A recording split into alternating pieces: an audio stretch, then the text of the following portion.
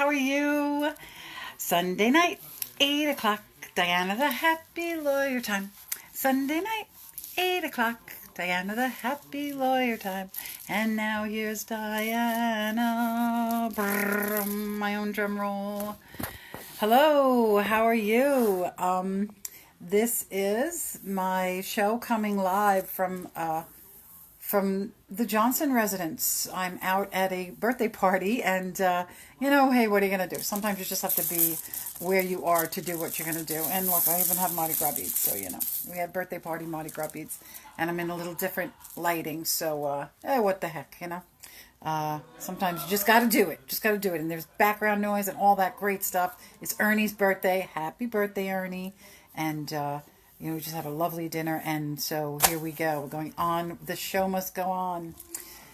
So last week I talked about, I said, are you aware of awareness? And I listened back to the show and, it was a little, I don't know, I can't even, convoluted, confusing, indirect, because the thing is that awareness is something that is very it's like, oh wow, they're having a great time, I'm missing the party. So awareness is like being aware that there's a bigger universe out there. Linda's on. Hi, Linda. Linda is aware, because when you're being aware of awareness is just paying attention to things going on around you that are pointing to evidence that there's basically something, bigger than us, like a larger force, that it's inside each of us, that divine spark of universal energy that keeps us moving, but that also runs the entire universe. And when you are aware that it's going on out there, and when you connect to it by just paying attention to things going on around and being aware of things, like Linda, she has the number 17, is very significant to her. It relates to her father. So many times she'll be dealing with something and the number 17. We were visiting, and I'll tell him you said happy birthday. We were visiting in this number 7. Oh, it was in Jeopardy. The number 17 came up during a Jeopardy question. And then after that, during this Jeopardy as well, there was a question that had to do with daisies. And daisies are something that her mother's favorite flower. So being aware that stuff like that is going on around you, that you have in connection to other things in the world, that the universal energy is in control. And when you have an awareness of that, sometimes it makes things easier to deal with. You build the more you see it, the more you become aware of it, the more you pay attention to it, you become less uncertain about things, and you start to develop a faith that you have a connection to something that's stronger and bigger, like we're all one individual grain of sand in the ocean. Grain of sand in the beach, or drop of water in the ocean. But then when you are connected to the rest of the sand, you become a giant beach. Or when you're connected to the rest of the water, you become a giant, part of the ocean.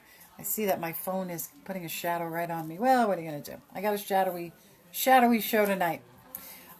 So if you want to hear more about the awareness, listen to the show last week. Maybe it's more understandable than I think, but hopefully, you just have to get the feeling. It's kind of a thing. It's a gut feeling. It's your gut feeling. It's your intuition letting you know that you're aware that there's something bigger out there that is stronger, or that when we connect to it, we're stronger.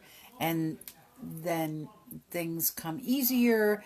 You're thinking of somebody and they come to they ring your phone or send you a text, or out of nowhere you're talking to them. And that is the larger force around us that's connecting everything. So those are the things that I spoke about last week, being aware of awareness. So this week is kind of similar to that. This week I'm going to talk about tricks to retrain your brain, retrain your subconscious mind. Now, a lot of the things that are going on in the awareness level, it has to do with your subconscious minds. Like lots of times, somebody might see a number. Hi, everybody. Hi, Charles. Hi, Peggy. I might see like a number 17 and not think much of it. Or if they realize it's somebody's birthday, or hi Anthony, somebody's birthday like the 17th, but then you'll see it and not pay attention. A lot of times people see stuff like 111. That's meaningful. Numbers are meaningful. Names of people, events, smells, something that you smell, a scent of a flower or a perfume, or even cooking. If you smell, cinnamon rolls, it might remind you of something that, a favorite breakfast that you had. And so in your subconscious, you're going to be picking this up. And when you're aware of that, you become aware that your subconscious mind has triggers inside of it. Now, a lot of times our subconscious mind has triggers they're like learned behaviors from our childhood. When we're born, we have nothing. You have a blank subconscious mind. And then all of a sudden things become imprinted on your subconscious mind, and that's how you start to run your life. So the way that you're brought up as a child, if you're brought up with a scarcity and lack mentality, a lot of I believe that our grandparents came over from other countries and were part of the Depression, and they were concerned about not having enough, and then they taught their children, who were our parents, about not having enough. I said hello. See, he's Anthony has a thing in his head where he wants to be acknowledged. I'm acknowledging you. So the scarcity and lack mentality that was handed down from our grandparents to our parents, and then handed down to us, and some of us handing it down to our children, when in fact scarcity and lack is not something that's going on. It's a subconscious thing that is buried inside your brain. And, our subconscious mind is so strong, we don't even realize how much it is controlling us. Like ideas from childhood. Or if somebody told you, you're not smart enough to do something, or you don't have the ability to do something. I was talking the other day about somebody who was I talking to about? A friend of mine, Miriam. She's retiring, and somebody was commenting to her, why would you want to retire? Why would anybody want to retire? So obviously that lady was feeling that, you shouldn't be doing that. And in her mind, in her subconscious mind, nobody retires. That's something that was implanted in her brain from something in the past, and now she's just playing into it like it's the truth. That is her truth. Her truth is that nobody retires. A lot of people's truth is scarcity and lack. So these are the things that are in your subconscious brain from childhood. But the other things that are running our subconscious lives, when we're learning biology, when we're young, you learn that the things that are run by your subconscious automatic nervous system, are like your breathing. You don't have to consciously think about breathing. That's something that happens on its own.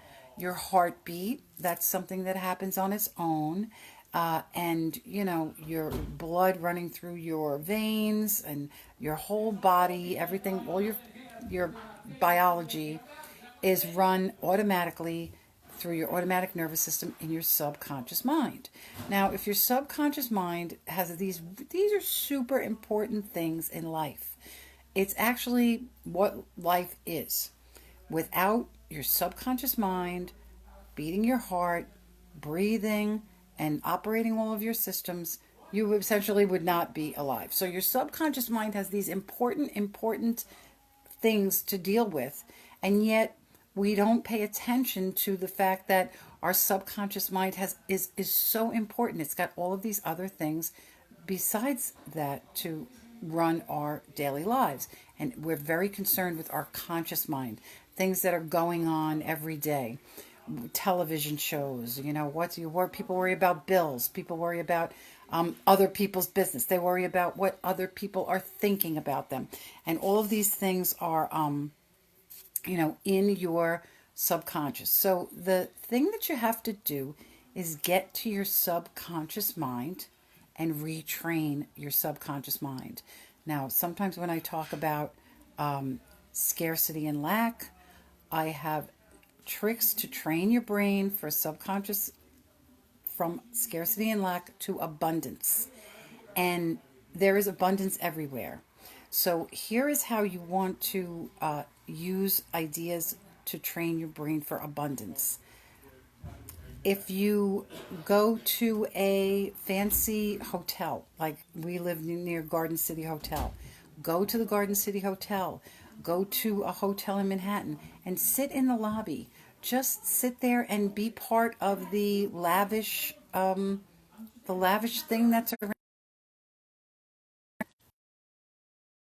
You just become part of that. Don't feel like you're an outsider. Feel like you are a part of that. Also, when you're shopping in the grocery store, look at how much food is around. This is something that we do. We're always shopping in the grocery store. And when you're resetting your brain, think about how much food is there? How many lemons do you pick up before you buy one lemon? There could be 50 lemons there and you touch 10 lemons before you buy one. Or the cereal aisle has 50 different kinds of cereals, and then and of those cereals there's 50 boxes of each cereal. Excuse me. Sorry. I'm in the coat room. Sorry. She's leaving? Rini? Okay, tell her say goodbye. Okay, sorry. Some people are leaving the party. So yes, so these are things that you have to do. You have to do it over and over. Every time you go to the store, just look around and think about how much stuff is there and retrain your brain from scarcity and lack to abundance. I was you're also thinking about, money, a lot of tricks with regard to money that you can do to retrain your subconscious mind. A lot of people think that they don't have any money. They don't have enough money. People always want to say those words. I don't have enough money. I'm running out of money. You have to change those words and use different phrases like money is coming, or money is on the way, or I'm going to have enough money for that. Don't stop saying I don't have enough money. Don't ever say things like I'm broke. And change the phrasing that you're using with regard to money, and it will start to trick your subconscious mind that money is always coming. Now, I've always had money coming to me. People say, oh, that's easy for you, Diana, because you have money. But the reason why I have money is because I'm always believing that money is coming to me. And I'm always very free spending with money. I never feel like, oh, this is my last dollar, I'm always spending money, and money is always coming back to me as a result of that. I never feel like money is something that's not available to me. I always feel that that Peggy, that's a good point about health. I'm going to talk about that in a second. And the other ways to trick your mind about money is, I tell people, take a $20 bill and break it into singles. So you have 20 singles, and put a couple of dollars in the drawer in the kitchen. Put a couple of dollars in the drawer in the bathroom. Put a couple of dollars in your car, so that you're constantly seeing money all the time. So when you open the drawer in the bathroom, there's $3 or $4 there. Don't just leave $1. Leave like $3 or $4. And then your subconscious mind is going to pick that up. Oh, there's money there. When you get in your car, oh, there's money there. And it will trick your subconscious mind into thinking that there's always money around. There's always money. There's always money. There's always money. And when you see that, consciously say, oh, there's always money. I see money. I see money. I heard something today where somebody said, imagine that your countertop is made of $100 bills. Or if you see leaves on the trees, imagine that all of those leaves are $100 bills, so that you're retraining your subconscious mind to see money everywhere. And I know it sounds crazy, but it's part of the awareness of the universe that money will start to come to you because you're interacting with it. You're getting on the vibration of an abundance of money. Not scarcity, not, oh, I only have a few dollars left. You have to see the money and say, oh, I have plenty of money. I have plenty of money. And the money will appear. I talked a long time ago about my friend Ernie, who I told him this trick about the money, to take the dollar bills, and I accidentally said to him, take $100 bill and throw it around in your drawer. And I said, oh no, I didn't mean that. And then he said, well, yes, you did, because he happened to have a tenant that gave him $800, and he took the $800 bills and he literally put them in different rooms in the kitchen. He crunched them up and threw them on the table, which was really funny because it's almost like a disregard for money. And when you're not so concerned about money, when you're just like, oh, money is a common thing, like a napkin that you scrunch up and throw it on the table. He just had the hundreds of dollars around. And then when I saw him months after that, I said, so what happened? Did money come to your house? And he said, what are you talking about? And I said, remember you put all those hundreds of dollars of bills around? And he said, yeah. I said, well, did money come to you as a result of that? And he said, you know what? Money did come. And he had something that happened with Amazon. He switched to Amazon Prime or something like that around Christmas time. And he ended up getting $1,600 in Amazon Prime dollars that he used to buy Christmas presents for people. Now, this was very interesting because the $1,600 was exactly twice the amount of money that he had. The $800 turned into $1,600 in his favor, and he didn't even realize it. His subconscious mind magnetized it to him. Just like subconscious mind of scarcity and lack will magnetize scarcity and lack to you, your subconscious mind of abundance and money coming all the time will attract money to you. Something happened to me last week was interesting, and it was that I saw a guy that was taking cans out of the garbage cans by the office, by the courthouse, and I thought to myself, let me, something, the universe, the awareness thing said to me, give this guy a $20 bill. And I never really know how much money I have. That's another thing I'm going to talk about in a second with regard to money. We use credit cards so much, we're not actually feeling money.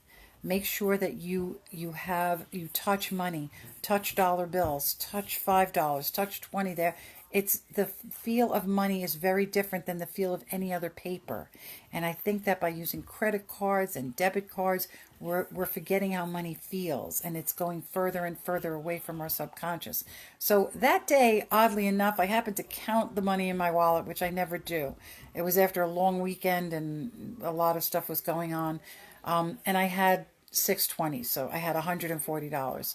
And I was going to work, and something said, give that man $20. I was like, okay, I got 20s.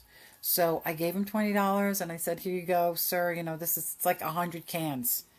And, I walked away and I thought to myself, I'll get that money back. I never worry about that. When I'm giving money away, I never worry because the money always comes back to me.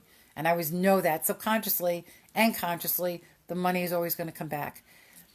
So I gave it to him and I walked away. And then while I was walking to work, I started doing the math in my head. And I realized that $20 is 400 cans at 5 cents a piece. And I was just floored by how much it would take that man to collect 400 cans to trade it in for $20. And I just felt like, it amazed me that I could just give him $20 and not even think about it, and how much it would take for him to, and he was very grateful when I gave it to him. And, I just kind of like let it go. I thought about it, but, it wasn't something that was on my mind. And then later that night, I was going through mail because it was Christmas time and I was away, and I had a lot of mail that came to my house that I had to pick up from the post office because they were holding my mail. And that mail is usually credit card offers and stuff like that. It's always miscellaneous stuff that's never important. So I finally got it, and it had been sitting there for a few days. So I got a chance to go through it, and I started opening the mail, and I came across a check from my mortgage company for overpayment of escrow of $1,600. So I was like, geez, it was like $1,635. I was like, wow, that was fast. I gave away $20. because the money didn't matter to me. I could easily depart with $20 and help somebody. And later that night, I'm opening a check for $1,600. And the funny thing was, the check was already at my house. It was already there. I didn't know it was there. But I became aware of it after I gave that money away. It wasn't like I opened a check for $1,600, which of course was great. That was a great surprise. I mean, I was like, what is this? Just over, when you every year your insurance on the house or taxes or whatever, things always change. Sometimes you have to add to escrow. Sometimes you get over too much escrow. They returned it to me, $1,600. So, it wasn't like I knew that was there and I said, oh, I have a lot of money. Let me give it to this $20 to this man. I gave it to him and then that money came to me. So this is how I'm always thinking about money. I'm always thinking about money coming to me freely and easily. And as a result of me thinking that all the time, it gets in my subconscious mind, and then my subconscious mind attracts it like a magnet. So start thinking about money in that way. Start thinking of money coming easily and quickly. And it will. It might not happen immediately. It might take a week. It might take a month. But the more you start thinking about it, because really you have to retrain your brain to think, sorry, I'm moving around. You have to retrain your brain to think that money is coming easily and money is always available. Another thing that I do is I leave a jar of coins, always where I can see it. And I even put a $10 bill in it. You could put a 10, you could put like a dollar bill, a $5 bill, and I can always see it. It's on my desk. I always see that money. And so even if it's, I'm not consciously looking, everybody has a coin jar. Just keep a coin jar and keep putting money in it. And make sure, keep it at a place where you're going to see it every day. And even though you're not consciously looking at that jar of coins, your subconscious is going to pick up, there's money there, there's money there, there's money there. And you can trick your subconscious brain and change your subconscious thinking from scarcity and lack to abundance and money being around all the time. So try these tricks about money. They're very easy. They don't cost anything. Just thinking positively about money. They say money is the root of all evil, right? Well, who wants to attract evil into their life? If you're thinking money is the root of all evil, or only rich people must have gotten that money by doing something illegal or dishonest, then what you're doing is you're creating a negative vibration towards money, and then money says, well, she doesn't like us, so let's go someplace else. So don't ever think of money as evil. Don't ever think of money as something that is in a negative way. You have to change your thinking about money to positive thinking and get that in your subconscious mind that money is positive. It's always coming. It comes easily. I have a little money song that I sing when I'm walking, or there's lots of songs about money. Make one up. Make up a song about money. The other thing about the subconscious mind is the subconscious mind acts on feeling and emotion. So when you're trying to trick your subconscious mind and change it into something else, talk about how you're feeling. Like, and say the words out loud. I feel so excited that, let's see what I have here. I'm sorry. I feel so excited now that money is going to be coming to me. Just start saying it now. I feel so excited that money is going to be coming to me. I feel so happy that I have loving friends. I feel so pleased that I have so much food in my refrigerator. And your subconscious mind will pick up on the good feelings that you have and will generate the ideas that are connected to the feelings inside your subconscious. And then your subconscious mind will magnetically attract that. And a lot of people have bad feelings. I feel terrible that I'm not going to be able to pay my bills. I feel anxious that I have to go to work tomorrow at a job that I hate. And so by having those negative feelings, you're going to subconsciously generate more negativity about your job, about your bills, and your subconscious mind will magnetize more of that to you. Also, right before you go to sleep, this is the thing that's very important. Our conscious mind works all day while we're awake, but and your subconscious mind is working all day while you're awake as well. But when you go to sleep, your conscious mind goes to sleep, but your subconscious mind continues to work. And lots of times they come out, your subconscious minds will act out in dreams. We have dreams about things that are bothering us or happy things. So what you need to do before you go to sleep at night, take 5 minutes and think about positive things in your life and say them out loud, or even if you think them to yourself. I'm so happy that this is the year that I'm going to start a new business. I'm so happy that my that I'm that health is being restored unto me. A lot of people now have the flu. There's this virus going around from China that people are getting nervous about. I know people here that think that they have the this virus from China. Not you, Linda. And they're thinking about it, and they're thinking, oh, and they play it on the news. They want to have like a national, a worldwide emergency about this virus. And so people are getting it in their mind, and by hearing it on the news about the virus, and they're thinking about it, and they're going to bed, and they're thinking about the virus, their subconscious mind is starting to plant that while they're sleeping, and then they're going to wake up sneezing and coughing. This is something that you have to control before you go to sleep, because the thoughts that you have right before you go to sleep are going to ferment in your head for 6 hours, 8 hours while you're sleeping. So if you go to sleep with negativity on your mind, that's what's going to ferment in your brain. You have to take 5 minutes and think about positive things in your life. I'm so happy and grateful that I'm getting rid of these extra pounds. I'm so happy and grateful that I'm going to find, the love of my life this year. I'm so happy and grateful that the love of my life is in my life. Think about things that are actually going on. I'm so happy and grateful that my car is running. I'm so happy and grateful that I have a job to go to in the morning. You can think of things that are actually happening, or you can imagine things that are happening about your life. I'm so happy and grateful that I'm going to buy a second home, that I'm going to have a vacation home. I'm so happy and grateful that I'm going to be taking the vacation of a lifetime this year.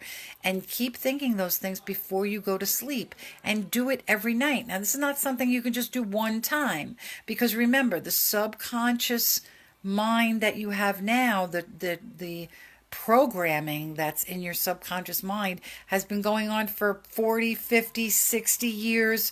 How long you've been alive. That's how long the programming in your subconscious mind has been there. So in order to retrain it, you have to do these things over and over and over.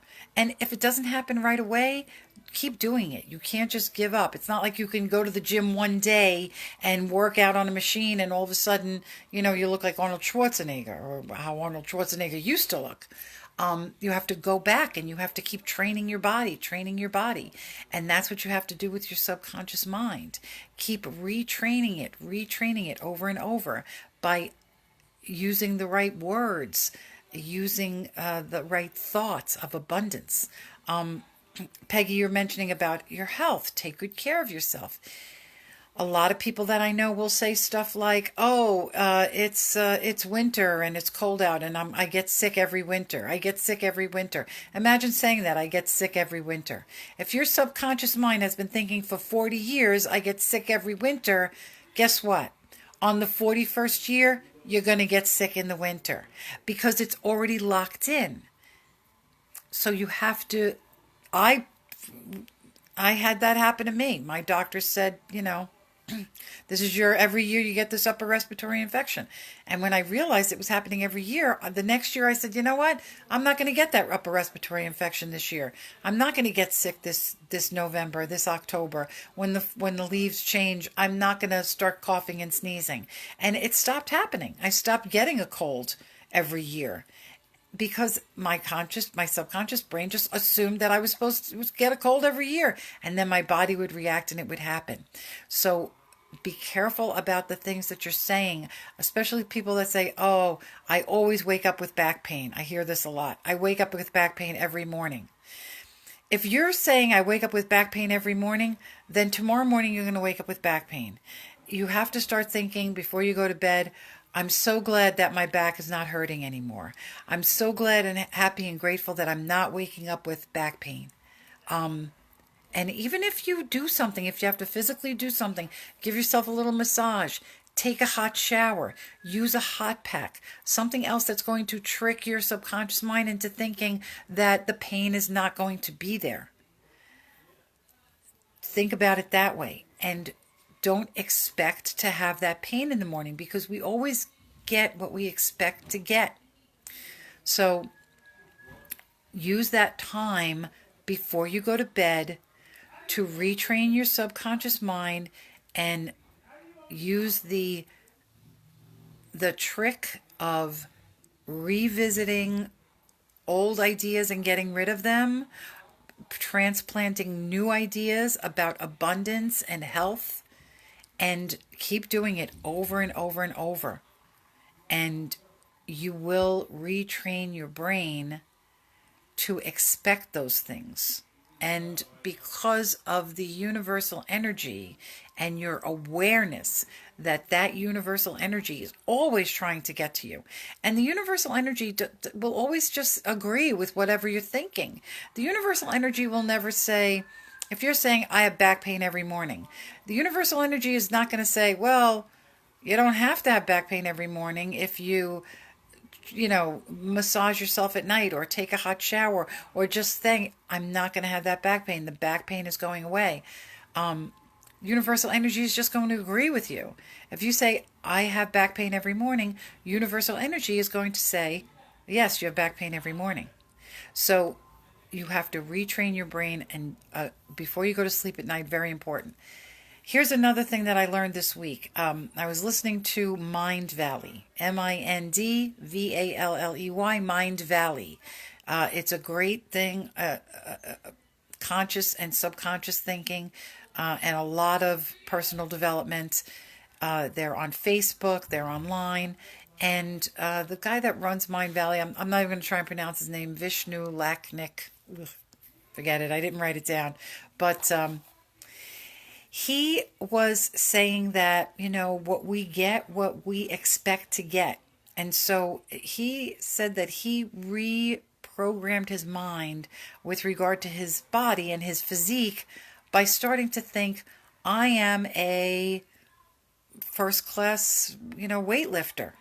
And he started to think of himself that way, and he retrained his brain to think of himself as somebody who is physically fit, somebody who has a great body, somebody has a great physique. And then when you start believing that, like I said, the magnetism of the reality of that will start coming to you.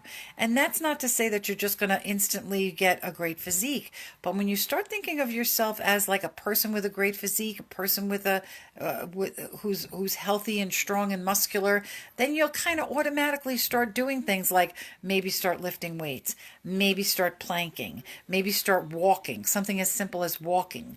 You, instead of going for a donut, you might go for a banana. And you're because your subconscious mind is attracting this to you, you will start automatically, just like automatically breathing and automatically your heart beating, you'll start automatically doing things in your life that are going to match what's in your subconscious mind. The other thing that he was saying that was very, very interesting, and I really liked it, was he was talking about, sometimes we'll say like, oh, I'm I'm so happy and grateful, or I'm so, life is so abundant and things are easy. Money comes to me easily. And when you just say stuff like, oh, money comes to me easily, I am so happy and blissful every day, there's some part of your mind that says, no, it doesn't. Money doesn't come to me easily. What are you talking about? Or you're not happy every day. Yesterday you were frustrated and angry. You were yelling in traffic. So this is how he dealt with the trick to retrain his subconscious mind, was to ask this question. Instead of saying it as a statement, I am happy and blissful every day. I have a life full of abundance. Because if you just say it as a statement, part of your mind is going to challenge it. So he said to say it this way: why is it? Why am I always so happy and blissful no matter what happens? And when you say it that way, why am I always so happy and blissful no matter what happens? Now your subconscious mind will automatically accept that as a fact, as your truth, and will start thinking of reasons why you are so happy and blissful. Why am I so happy and blissful no matter what happens? Why does money always come to me so easily without difficulty? And then, why do I have so many great people around me that are always willing to help out? Why is it so easy for me to connect to universal energy? Can I instantly become inspired by new projects? And when you say something like, why am I always instantly inspired by new projects? Then your brain starts to say, well, because you're really smart, or because you're really excited about it, or because it's a project that you always wanted to do. So it starts answering the question with positive responses. Why am I always so happy and blissful? Well, because you can appreciate that life is an amazing thing, that every day is a gift, because you're grateful for all the things that you have in your life. And I've been doing this, and he says to do it in the morning. Now, when you go to sleep at night, your subconscious mind works. When you wake up in the morning, you're very close to the theta and delta wave sleep. That's why they say you should meditate first thing in the morning. And the theta and the delta waves are where your subconscious mind is the most easily effective. It's almost like hypnosis, the hypnosis level. So you're hypnotizing yourself when you wake up in the morning and you say, why am I so happy to be going to the job why do I have a job that I love? Why do I have an instant connection to the people that are around me? And your brain will answer those questions by giving the reasons that those things are happening. Because you're a nice person, because you seek out other people that are like you, because you're feel good about being productive at your job. And it's just a really interesting technique and a trick to retrain your brain by saying, why am I so happy? Now, if you say, why am I miserable? Why am I miserable every day? Why do I hate my job? Why do I have back pain every day? Why do I have this cold every November? Your brain is going to do the same thing. It's going to answer because you hate your boss, because you don't make enough money there, because you don't take care of yourself, because why do I get this cold every November? Because the weather changes, and that's what happens to everybody. So even if you're thinking about the negative things, your brain is going to do the same thing. If you're asking the questions in the negative, your brain is going to automatically support that claim. There's a thing in the law called it's like begging the question. It's called begging the question. Like you're asking a question, assuming an underlying fact. And the way we used to learn it in law school was when the prosecutor asked the guy, how long have you been beating your wife? So when you say to somebody, how long have you been beating your wife? It it presupposes that they've been beating their wife at least one time already, that the wife beating thing has been going on. How so, sir? How long have you been beating your wife? It it begs the question that he's been beating his wife. So when you say, why am I so happy all the time? It assumes that you're so happy all the time. Let me see, the other one that he said was, why do things come so easily for me? Why, why am I able to get so much done in such a short period of time?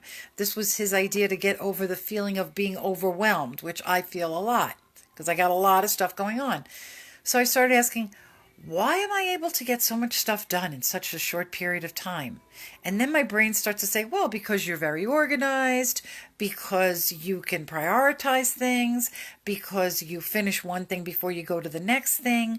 And so by asking that question in that way, your brain will start to fill in with the right answers.